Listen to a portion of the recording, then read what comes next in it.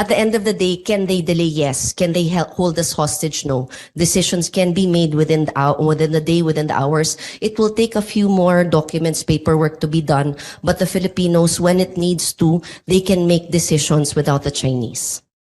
The bylaws on notice of meeting, how many days? 5 days, Mr. Chairman. Okay, but so- that can be waived. Who will waive? Any of the all of the shareholders, if they waive that notice requirement. That can but be waived. how- Paano kung hindi winave? Well, You're just saying it, that can be waived para makalusot. Mr. Pero Chair, what if they... the bylaws are there for a reason. For But further- how sure are you na nasusunod po yung bylaws, sinusunod po ng Chinese? well, even the Filipino shareholders have to. No, but do you have records to show na hindi nangyari ito? Yung mga pinag-usapan natin dito, yung pinagdududahan namin? Yes, Mr. Chairman. Pwede ka magpakita ng records na right there and then nakapag-decision agad yung board na para i-allow yung mga Pilipino to continue with the board meeting? No, kahit Mr. walang Chairman. pagkais? No, not in that situation, Mr. Chairman. Well, yun ang sitwasyon na pinag-usapan natin No, dito. because that hasn't happened, Mr. Chairman. So there is no record of that happening. That's what I've been. Kaya nga yun nga sinasabi namin na pwedeng mangyari. Na kapag nangyari yun, dihado yung mga Pilipino, dihado yung mga majority. Pero sabi mo, hindi pa nangyari yun, na pwedeng mangyari. Well, hindi. That's Para hindi nga mangyari, dapat baguhin na natin. Mr. Chairman. The members of the board endeavor to work together all the time. They come to a consensus all the time. All of them attend meetings all the time. None of them are absent. If there is a board meeting and one is not physically present in the meeting, he has to log on. But ang sinasabi po attorney ni Senator Win at ako, but there's that possibility na pwedeng mangyari yun. Di ba? Mr. No, I know you're saying it doesn't happen, pero it can happen. Well, with all due respect, Mr. Chairman, I think, Kaya nga para hindi na mangyari yun, dapat baguhin na natin yung procedure na yan. in fact, Yung polisiya na yan. Mr. Chairman, Para iwasan natin, bakit pa natin hintayin na mangyari yun? And then besides, how do we know that hindi nangyari yun? if, How do we know? Unless kung magpapakita pa kayo ng records na hindi nangyari yun. Can you submit to we us all actually, your records sa lahat ng mga board meetings ninyo? Mr. Chairman, actually, we have manifested in our last submission that we will be submitting those. We just need more time to collate because we have the volume of documents that we're going to submit. And Board meetings? Ilang beses ba kayo nagbo-board meetings kada buwan? Is it every year? Every quarter, every leap Mr. year? Chairman. O every quarter lang pala. So ilang quarters lang ba? Magbigay ka ng example. O kunyari, magturo ako ng 26, 27, 8, 9, 10. So quarterly lang pala. So four times We will submit, Mr. four Chairman. times a year. We will So submit. voluminous ba yon yung board meeting nyo? In a certain year, magpakita kayo ng sample sa amin. Bakit sabi nyo, pinag-aaralan nyo pa, kinukulit nyo pa? Mr. Chairman, we have moved offices from Quezon City to San Juan. So our But again, that cannot be the reason I know, Mr. Chairman. you move. That is why we, in our last... Kasi kung nag-move kayo, ibig sabihin, nawala yung mga papeles ninyo, kaya nahirapan kayo. So ibig sabihin, hindi kayo organized. No, Mr. Chairman. That is why we manifested in our... Kaya nga, you should never use the fact na we move. Yung mga salitang naglumipat kasi kami ng bahay, kaya hindi ko ma-provide yung dokumento, yun yung binibigyan ng mga negosyanteng Apologize, gustong Mr. Chairman. umiwas na makapagbayad ng tama sa BIR. Nawawala pa kasi mga dokumentong hiningi ng BIR, kaya sasabihin na ng palusot, lumipat kasi kami, nawawala yung mga dokumentong hiningi ng BIR, pasensya na muna. Don't ever use that. Pang mga small time na mga negosyante, yung kayo big time. Yes, Mr. You shouldn't Chairman. use that. I Dapat organized apologize. kayo, dapat computerized kayo. I apologize. Dapat hindi na mano-mano. With all the monies that you make by the billions, hindi mo na pwedeng palusot yan. Yung mga small time ng negosyante lang yan ang pwede magpalusot ng gano'n. Okay, sir? We will be submitting, Mr. Go ahead Chairman. po, Senator Win. Thank you, Mr. Chairman. Well, Mr. Chairman, in my view, that 60-40 requirement of the Constitution, especially for public utilities, is for Filipinos to always have control of the public utility because of public interest and We agree, Mr. national Chairman. security. So Filipinos can always be in control, management-wise, finance-wise, and the operations. But how can you be in control if you cannot call for a board meeting? Mr. Chairman, like I said earlier, even the Supreme Court has recognized that. That's a legitimate minority. Yes, for protection. ordinary corporations, No, Mr. maybe Chairman. for public utility. Yes, Mr. Is it Chairman. explicit public utility? Yes, Mr. Chairman. Can you show us the ruling And it for public utility? I'll have to go through that decision, Mr. No, Chairman. give us the GR number. I Hanapin natin I ngayon. forgot, Mr. Chairman. But how can you What I'm forget? saying- You cited a No. Supreme Court ruling that it's allowed for a public Yes, utility. Mr. Chairman. So that let educate the committee. Give me the GR number. I-flash natin.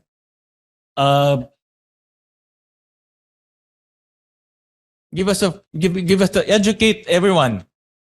Attorney Concepcion. We're looking for it, Mr. Chairman.